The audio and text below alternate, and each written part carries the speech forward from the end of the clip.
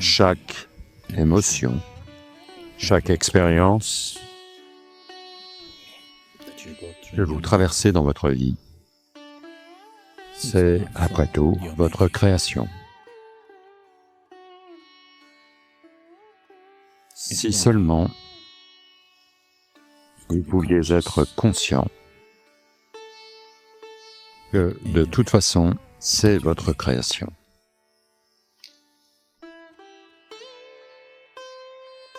Vous choisiriez définitivement la façon d'être la plus douce. La dévotion n'est pas seulement la façon d'être la plus douce, c'est aussi la forme d'intelligence la plus élevée. Mais les gens qui prétendent être des dévots, généralement s'avèrent être une bande d'idiots. Donc, les gens qui pensent qu'ils sont intelligents s'efforcent toujours de rester loin de toute forme de dévotion. Ce que dévotion veut dire, dévotion ne veut pas dire aller au temple, à la mosquée ou à l'église, et faire une forme particulière de rituel.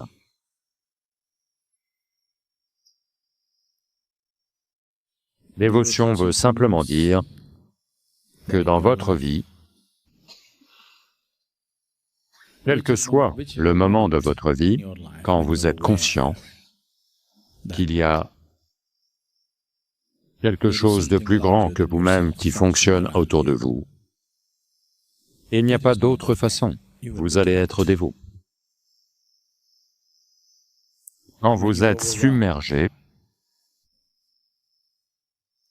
si vous êtes assez sensible, si vous êtes assez intelligent, si vous êtes assez sensé pour voir que quelque chose de bien plus grand que vous est constamment à l'œuvre, alors vous êtes naturellement un dévot. Il n'y a pas d'autre façon d'être. Vous ne vous prosternez peut-être pas, vous n'effectuez peut-être pas un rituel, vous n'êtes peut-être pas assis dans un temple. Vous ne faites peut-être aucune de ces choses standards qui sont attendues. Vous n'êtes peut-être pas habillé comme tel. Vos vêtements ne sont peut-être pas imprimés avec le nom de Dieu. Vous n'avez peut-être jamais prononcé le nom de Dieu dans votre bouche, mais si vous êtes lucide, si vous êtes conscient que quelque chose de bien plus grand que vous est à l'œuvre en ce moment, vous êtes naturellement un dévot, il n'y a pas d'autre façon d'être. Quand vous êtes obsédé par la force de vos muscles ou la puissance de votre mental, par toutes ces petites choses stupides que vous pouvez faire, et vous pensez que c'est tout, alors seulement vous n'êtes pas un dévot. Dans ces conditions, vous ne pouvez pas être un dévot. Quand vous pensez que vous êtes tout, vous ne pouvez pas être un dévot. Quand vous voyez la réalité de la vie, que vous êtes juste un petit événement ici, et que quelque chose de bien plus grand que vous est toujours à l'œuvre, si vous en êtes conscient, si celui-ci est une réalité vivante pour vous, vous êtes toujours un dévot. Je n'ai jamais dit cela auparavant.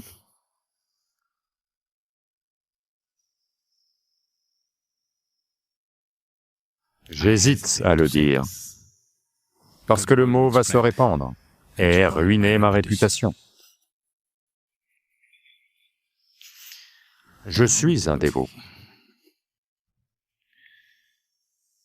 Oh allez, Sadhguru, vous, un dévot, vous êtes arrogant.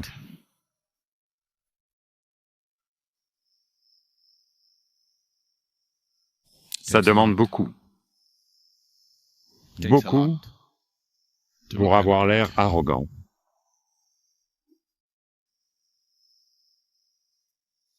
Quel genre de dévot êtes-vous?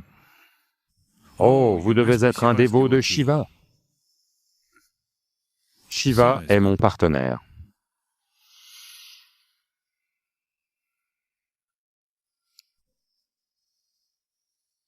Ça va être très dur pour vous de le digérer. Je vous suis dévoué.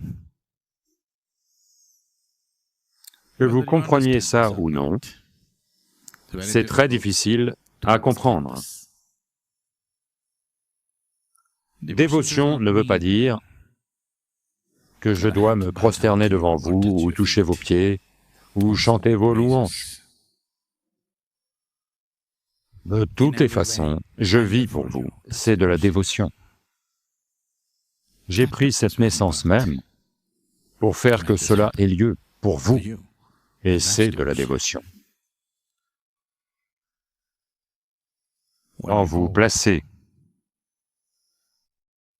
le bien-être de quelqu'un au-dessus du vôtre, c'est de la dévotion.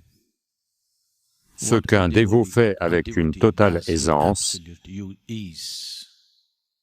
beaucoup d'autres le font avec énormément de lutte.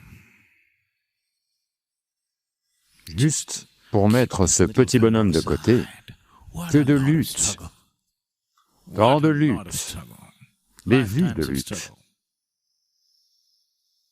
Se tenir sur la tête, retenir son souffle, aller ramper sur le sol, et toutes sortes de choses.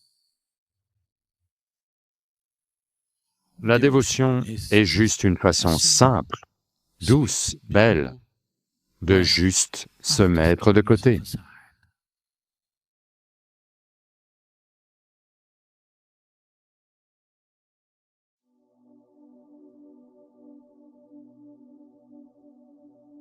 Ma grand-mère, la mère de mon père, est morte à l'âge de 22 ans.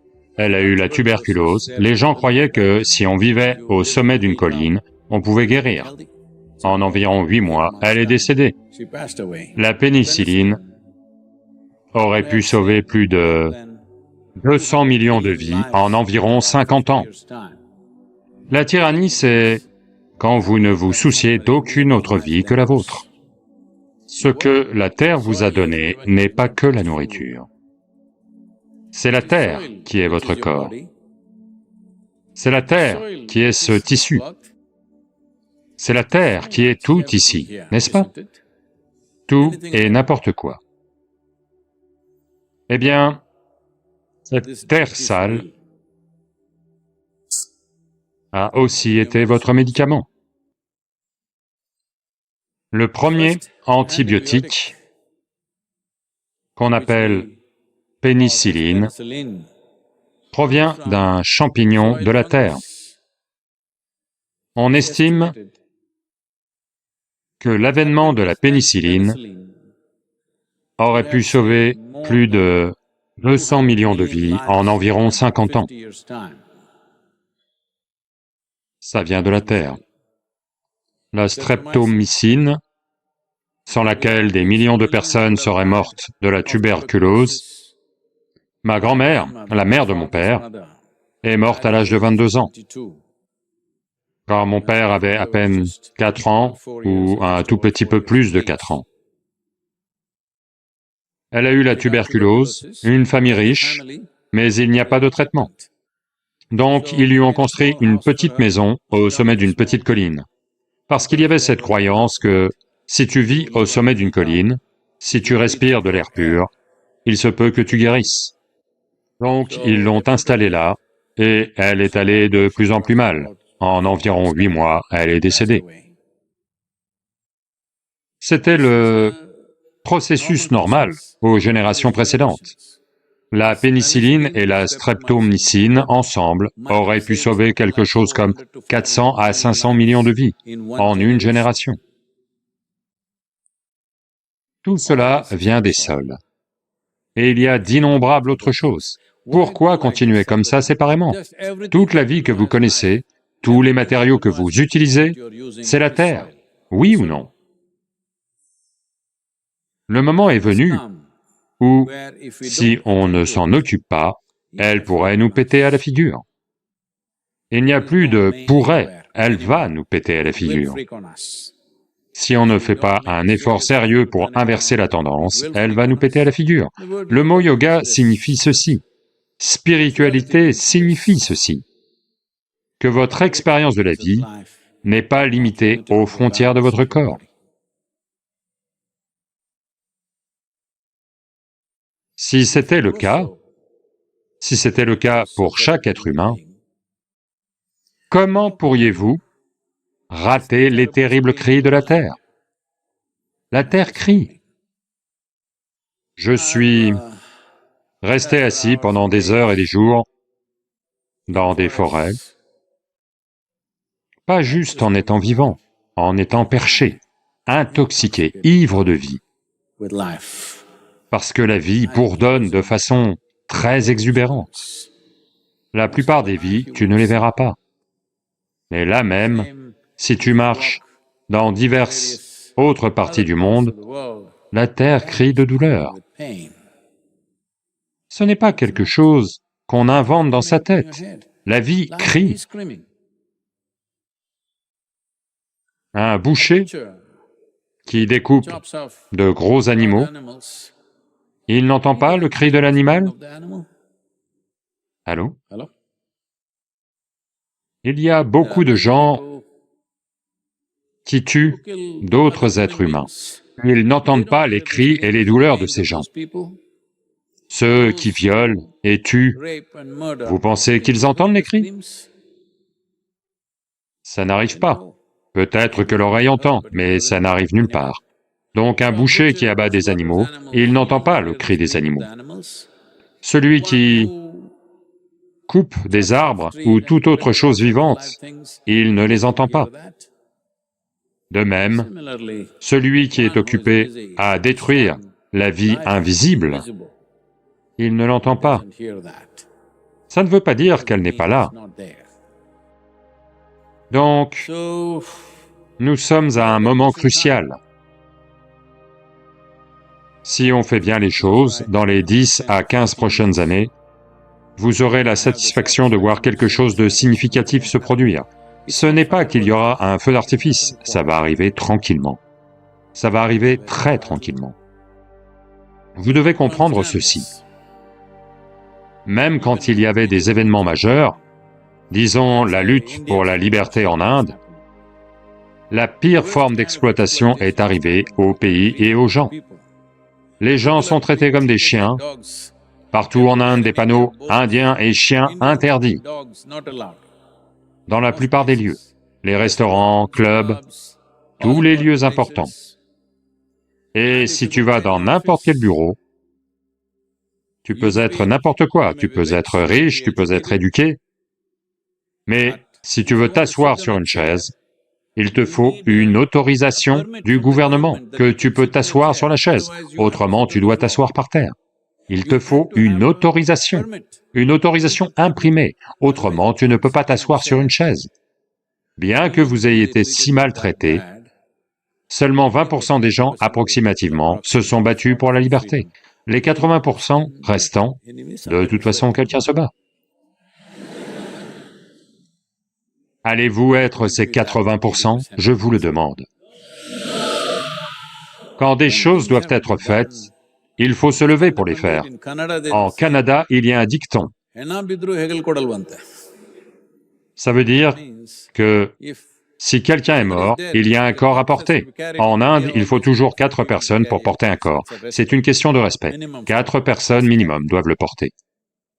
Quand 4 personnes portent, il y a un gars qui ne va pas porter le poids, qui va juste avancer comme ça. Êtes-vous ce gars? S'il vous plaît, ne soyez pas ce gars, parce que vous allez mourir insatisfait de votre vie. Ça ne fait rien, du poids en plus. C'est dur, mais c'est gratifiant de ne pas être ce gars qui évite ce truc. Ne le soyez pas. En tant que génération, on ne devrait pas être comme ça. C'est ainsi qu'on peut avoir le genre de monde dans lequel on veut vivre. Autrement, on va vivre dans un monde créé par des tyrans de toutes sortes. Ne pensez pas juste à Adolf Hitler, Mussolini, un tel ou un tel, les tyrans sont partout. Ça peut venir sous la forme d'une industrie, ça peut venir sous la forme d'un dirigeant politique, ça peut venir sous la forme de vous-même, qui sait? La tyrannie, c'est quand vous ne vous préoccupez d'aucune autre vie que la vôtre. C'est ça la tyrannie, n'est-ce pas? Allô? La tyrannie, ça ne veut pas dire que vous êtes le dictateur d'un pays. Je ne pense pas que la plupart d'entre vous aient la capacité d'être un dictateur, ce n'est pas facile. La tyrannie, c'est simplement que vous ne vous préoccupez d'aucune autre vie que la vôtre. C'est ça la tyrannie. Je veux que vous... pas juste que vous fassiez quelque chose pendant ces 100 jours pour que ce mouvement ait lieu, ce n'est pas cela que je demande. Je vous demande de devenir une vie sensible. Parce que sans sensibilité, il n'y a pas de vie.